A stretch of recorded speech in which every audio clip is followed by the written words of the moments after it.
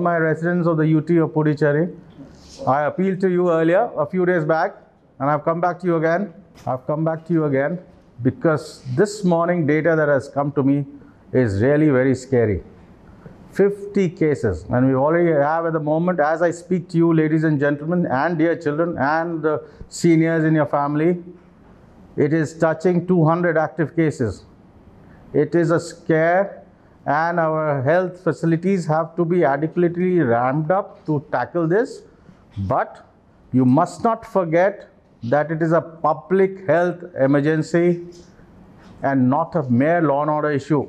It's a public health emergency where you have to contribute in every which way you can. Ladies and gentlemen, you have to realize your social responsibility to tackle this pandemic. As I said in my earlier message, this is a universal 3S protocols. S, the first S stands for your personal safety. Personal safety means masking yourself. Even if you get out of your front door of your house, you're onto the street, you must have a mask. Secondly, I have noticed that even if you're wearing a mask, it has become more of a kind of a formality. I've seen it for myself when I'm patrolling, that they have the mask right down the chin, and they see a policeman coming, they'll put it back on their faces. That's not fair. You're creating issues for yourself. You're becoming liable for to the transmission, and in the process also becoming a conduit of the transmission, because you're going to go back to your families where there'll be adults, where there'll be children who are more vulnerable. So for God's sake, the request to you from my side, and I'm not talking to you as a law enforcer here, I'm just merely trying to reiterate that this must come to you from within, a sense of social responsibility, that if you do not contribute towards cutting this transmission, we are going to be very, very severely impacted. 200 active cases, and you never know where the curve ends. Second S, relating to the 3S protocol, is about sanitization and sanitizers, social hygiene. Please ensure, because there are so many touch points that you have to you touch during the course of the day. It may be the lift button, it may be your glasses, it's this chair, the arms of the chair. I don't know how many people have sat on this. I really don't know. And I've come here and sat on this. The papers, the files, the vegetables that have been passed on to you, the groceries that you buy, there are innumerable touch points, ladies and gentlemen. Now, when you have a touch point, do not forget that the touch point is a source of transmission. Is a source of transmission. We need to cut this chain of transmission. It is just like that matchstick, you know. In a matchbox, there are so many matchsticks like. One matchstick catches fire, the entire matchbox finishes. But if you remove two matchsticks from there, you have been able to reduce the chain of transmission. Therefore, and that means that whenever if you do not have soap water or water readily available, at least use the sanitizers. It will reduce the threat of the transmission. And the third S, which is the most important. But at the same time, I must also pay a tribute to my residents of this UT of Pondicherry. The masking percentage is really very good now. But as I reiterate, as I said this earlier, that should not be a formality. It should be worn the way I'm wearing. See, even when I'm talking to you, I've not removed the mask. This is precisely to take this message across to you that mask has to be worn properly.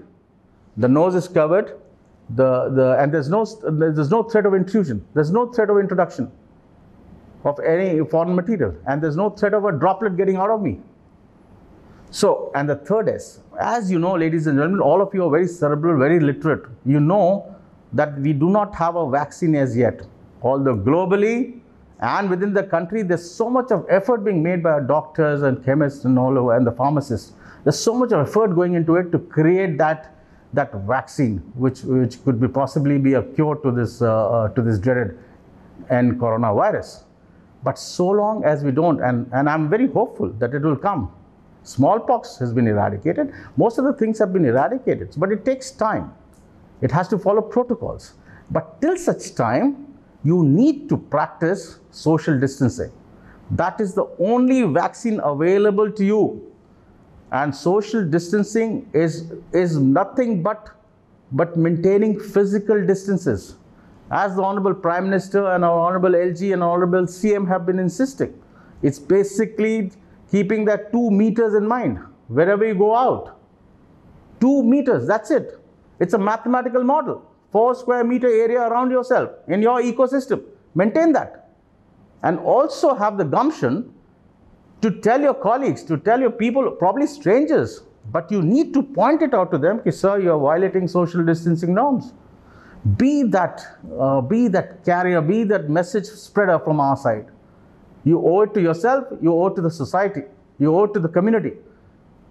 There is a big threat, imminent threat, looming large, that it is leading to community transmission. And then there we have a whole lot of issues then coming up in terms of healthcare, etc., etc. Let me come to the purely on the law enforcement side. Now, the people who are coming into the territory, please, I would request all of you to be a legitimate entrant into the UT of Pondicherry. The e-passes and the health workers, not everyone who is legitimate is most welcome to enter the UT of Pondicherry. But using the porous roads, using the interplay of the region topography between Pondicherry and Tamil Nadu. Now that means that you know from within that you're not a legit entry to the UT of Pondicherry. You're using those backhanded methods and roads and the porosity of our borders to enter the Pondicherry. There was a case of someone who faked a heart attack to come into the Pondicherry. Now, this is something which has to be a responsibility which has to be realized from within. Otherwise, we are slowly transcending into a domain which has immense health implications for all of us. Now, I find triple riding, for example. Why should the boys do triple riding? Triple riding is an absolute cardinal sin under the circumstances. Similarly, my reach out to the political parties. You need to now review the way you want to protest or demonstrate. I know the issues are there, simmering issues are there.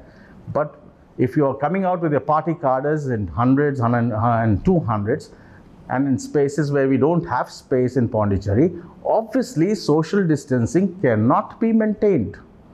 Therefore, my request to all the political parties also, therefore, is to try and change the paradigm of demonstrations and protest during this pandemic period. And lastly, my request to our adults in the family, my senior citizens, please, ladies and gentlemen, if there's not very essential, do not come out. Do not come out of your homes. Stay home, stay safe. Similarly, for the young children, you're vulnerable. You will recall, even your classes, the classes are being done online, precisely for the reason that you don't have to come to the schools where social distancing can be compromised. So stay home, stay safe. I have found children playing in dozens on small cricket grounds. Is that fair? Is that fair? And I've always said this before, I said this in my earlier message, children are the best teachers. If you tell your parents, even they will also probably listen to you more than anyone else. So the time, ladies and gentlemen, let me reiterate this again, the time has come when everything has to come from within. You should know that if you make a mistake, it'll be a very, very costly mistake. Thank you.